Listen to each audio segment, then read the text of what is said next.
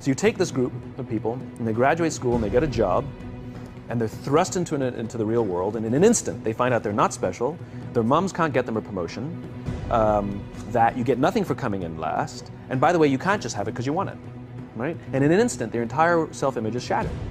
And so you have an entire generation that's growing up with lower self-esteem than previous generations. You may recognize him from a video that we did together that literally broke the internet, where he answers the now infamous millennials question. I have yet to give a speech or have a meeting where somebody doesn't ask me the millennial question. What's the millennial question? Apparently millennials as a generation, which is a group of people who were born approximately 1984 and after, are tough to manage. And they're accused of being entitled and narcissistic, self-interested, unfocused, lazy. But entitled is the big one. And because they confound leadership so much, what's happening is leaders are asking the millennials, what do you want? And millennials are saying, we want to work in a place with purpose, love that.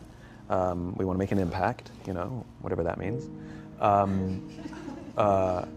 We want free food and beanbags. And so somebody articulates some sort of purpose, there's lots of free food and there's beanbags, and yet for some reason they're still not happy. And that's because they're missing, there's a missing piece. What I've learned is that I can break it down into 4 pieces, right? There are four things, 4 characteristics. One is parenting, the other one is technology, the third is impatience, and the fourth is environment. The generation that we call the millennials, too many of them grew up subject to, not my words, failed parenting strategies, you know? Where, for example, they were told that they were special all the time. They were told that they could have anything they want in life, just because they want it, right? They were told, some of them got into honors classes, not because they deserved it, but because their parents complained. And some of them got A's, not because they earned them, but because the teachers didn't want to deal with the parents. Some kids got participation medals. You got a medal for coming in last, right? Which the science we know is pretty clear, which is it devalues the medal and the reward for those who actually work hard. And it actually makes the person who comes in last feel embarrassed because they know they didn't deserve it, so it actually makes them feel worse, right? So you take this group of people, and they graduate school, and they get a job, and they're thrust into the real world, and in an instant, they find out they're not special, their moms can't get them a promotion, that you get nothing for coming in last, and by the way, you can't just have it because you want it, right? And in an instant, their entire self-image is shattered. And so you have an entire generation that's growing up with lower self-esteem than previous generations. The other problem, to compound it, is we're growing up in a Facebook, Instagram world. In other words, we're good at putting filters on things. We're good at showing people that life is amazing even though I'm depressed, right? And so everybody sounds tough, and everybody sounds like they got it all figured out. And the reality is there's very little toughness, and most people don't have it figured out. And so when the more senior people say, well, what should we do? They sound like, this is what you gotta do. And they have no clue, right? So you have an entire generation growing up with lower self-esteem than previous generations, right? Through no fault of their own, right? They were dealt a bad hand, right? Now let's add in technology. We know that engagement with social media and our cell phones releases a chemical called dopamine. That's why when you get a text, it feels good, right? So, you know, we've all had it where you're feeling a little bit down or feeling a bit lonely, and so you send out 10 texts to 10 friends, you know, hi, hi, hi, hi, hi, because it feels good when you get a response, right? Right? It's why we count the likes, it's why we go back 10 times to see if my Instagram is growing slower, did I do something wrong? Do they not like me anymore, right? The trauma for young kids to be unfriended, right? Because we know when you get a hit of dopamine, which feels good. It's why we like it, it's why we keep going back to it.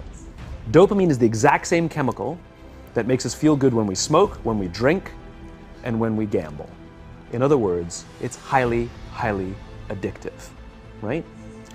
We have age restrictions on smoking, gambling, and alcohol, and we have no age restrictions on social media and cell phones, which is the equivalent of opening up the liquor cabinet and saying to our teenagers, hey, by the way, this adolescence thing, if it gets you down, But that's basically what's happening. That's basically what's happening, right? That's basically what happened. You have an entire generation that has access to an addictive, numbing chemical called dopamine through social media and cell phones as they're going through the high stress of adolescence. Why is this important? Almost every alcoholic discovered alcohol when they were teenagers. When we're very, very young, the only approval we need is the approval of our parents. And as we go through adolescence, we make this transition where we now need the approval of our peers. Very frustrating for our parents, very important for us. It allows us to acculturate outside of our immediate families into the broader tribe, right? It's a highly, highly stressful and anxious period of our lives, and we're supposed to learn to rely on our friends. Some people, quite by accident, discover alcohol and numbing effects of dopamine to help them cope with the stresses and anxieties of adolescence. Unfortunately, that becomes hardwired in their brains, and for the rest of their lives, when they suffer significant stress, they will not turn to a person, they will turn to the bottle. Social stress, financial stress, career stress, that's pretty much the primary reasons why an alcoholic drinks, right? What's happening is because we're allowing unfettered access to these dopamine-producing devices and media, basically it's becoming hardwired, and what we're seeing is as they grow older, too many kids don't know how to form deep, meaningful relationships. Their words, not mine. They will admit that many of their friendships are superficial. They will admit that their friends, that they don't count on their friends, they don't rely on their friends, they have fun with their friends, but they also know that their friends will cancel on them if something better comes along. Deep, meaningful relationships are not there because they never practice the skill set, and worse, they don't have the coping mechanisms to deal with stress. So when significant stress starts to show up in their lives, they're not turning to a person, they're turning to a device, they're turning to social media, they're turning to these things which offer temporary relief. We know, the science is clear, we know that people who spend more time on Facebook suffer higher rates of depression than people who spend less time on Facebook, right? These things balanced, right? There's nothing wrong with social media and cell phones. It's the imbalance, right? If you're sitting at dinner with your friends and you're texting somebody who's not there, that's a problem. That's an addiction. If you're sitting in a meeting with people you're supposed to be listening to and speaking, and you put your phone on the table, face up or face down, I don't care, that sends a subconscious message to the room that you're just not that important to me right now, right? That's what happens. And the fact that you cannot put it away is because you are addicted, right? If you wake up and you check your phone before you say good morning to your girlfriend, boyfriend, or spouse, you have an addiction. And like all addiction, in time, it'll destroy relationships, it'll cost time, and it'll cost money, and it'll make your life worse, right? So you have a generation growing up with lower self-esteem that doesn't have the coping mechanisms to deal with stress, right? Now you add in the sense of impatience, right? They've grown up in a world of instant gratification. You want to buy something, you go on Amazon, it arrives the next day. You want to watch a movie? Log on and watch a movie. You don't check movie times. You want to watch a TV show? Binge. You don't even have to wait week to week to week, right? I know people who skip seasons just so they can binge at the end of the season, right?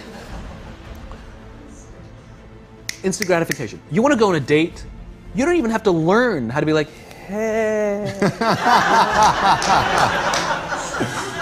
You don't even have to learn and practice that skill. You don't have to be the uncomfortable one who says yes when you mean no and says no when you mean no, but yes when you... You don't have to swipe right. Bang, I'm a stud. Right? You don't have to learn the social coping mechanisms, right?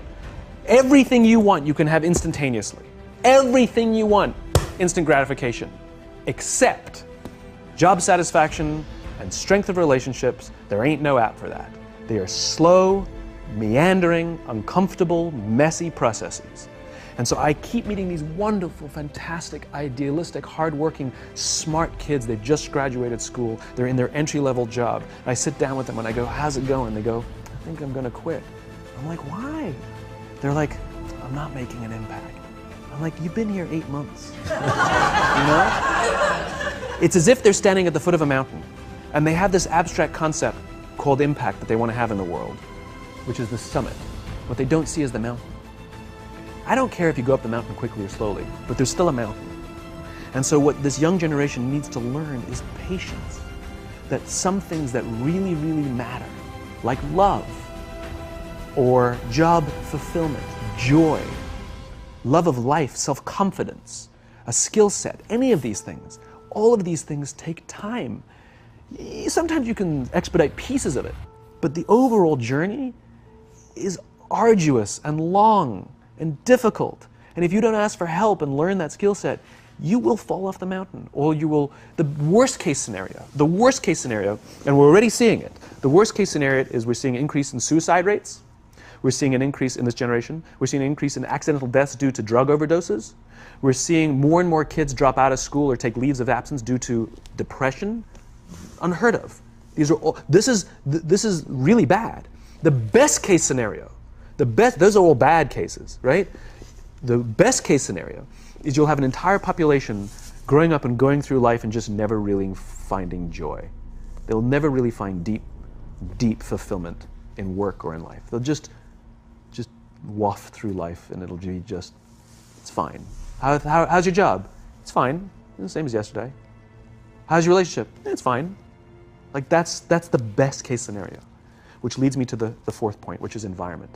Which is we're taking this amazing group of young, fantastic kids who were just dealt a bad hand. It's no fault of their own. And we put them in corporate environments that care more about the numbers than they do about the kids.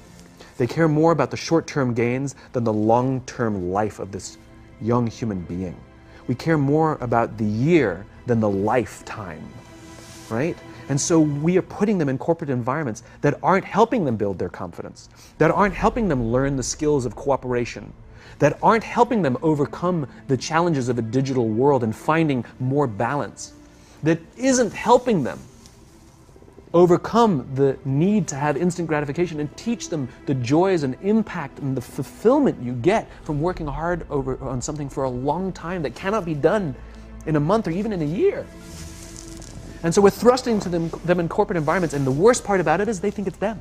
They blame themselves. They think it's them who can't deal. And so it makes it all worse. It's not. I'm here to tell them it's not them. It's the corporations, it's the corporate environments, it's the total lack of good leadership in our world today that is making them feel the way they do. They were dealt a bad hand, and I hate to say it, but it's the company's responsibility. Sucks to be you, like we have no choice, right? This is what we got, and I wish that society and their parents did a better job. They didn't. So we're getting them in our companies, and we now have to pick up the slack. We have to work extra hard to figure out the ways that we build their confidence. We have to work extra hard to find ways to teach them the social skills that they're missing out on. There should be no cell phones in conference rooms. None. Zero. And I don't mean the kind of like sitting outside waiting to text. I mean like when you're sitting and waiting for a meeting to start, this is what we all do. We all sit here and wait for the meeting to start. Meeting starting? Okay. And we start the meeting. No, that's not how relationships are formed. Remember we talked about it's the little things? Relationships are formed this way. We're waiting for a meeting to start and we go, how's your dad? I heard he was in the hospital. Oh, he's really good. Thanks for asking. He's actually at home now. Oh, I'm really glad. It was really amazing. I know, it was really scary for him. That's how you form relationships. Hey, did you ever get that report done? Oh my God, no, I didn't. I'll help you out. Can I help you out with that? Really? That's how trust forms. Trust doesn't form at an event in a day. Even bad times don't form trust immediately. It's the slow, steady consistency. And we have to create mechanisms where we allow for those little innocuous interactions to happen. But when we allow cell phones in conference rooms, we just, okay, have the meeting. And then my favorite is like when there's a cell phone there and you go like this, you go. It rings and you go. I'm not going to answer that. Like, Mr. Magnanimous, you know? When you're out for dinner with your friends, like I do this with my friends. When we're going out for dinner and we're leaving together, we'll leave our cell phones at home. Who are we calling? Maybe one of us will bring a phone in case we need to call an Uber or take a picture of our meal. That goes without saying, come on. I'm an idealist, but I'm not insane. You know? Not a heathen. I mean, it looked really good. We'll take one phone. And so it's like an alcoholic. The reason you take the alcohol out of the house is because we cannot trust our willpower. We're just not strong enough. But when you remove the temptation, it actually makes it a lot easier. And so when you just say, don't check your phone, people literally will go like this. And somebody will go to the bathroom, and what's the first thing we do? Because I wouldn't want to look around the restaurant for a minute and a half, you know? But if you don't have the phone, you just kind of enjoy the world. And that's where ideas happen. The constant engagement is not where you have innovation and ideas. Ideas happen when our minds wander and we go, and you see something, I bet they could do that. That's called innovation. right? But we're taking away all those little moments, right? You should not, and none of us should charge our phones by our beds. We should be charging our phones in the living rooms, right? Remove the temptation. You wake up in the middle of the night because you can't sleep, you won't check your phone, which makes it worse. But if it's in the living room, it's relaxed, it's fine. But it's my alarm clock. Buy an alarm clock. They cost $8, right? I'll buy you an alarm, right? But the point is we now, in industry, whether we like it or not, we don't get a choice.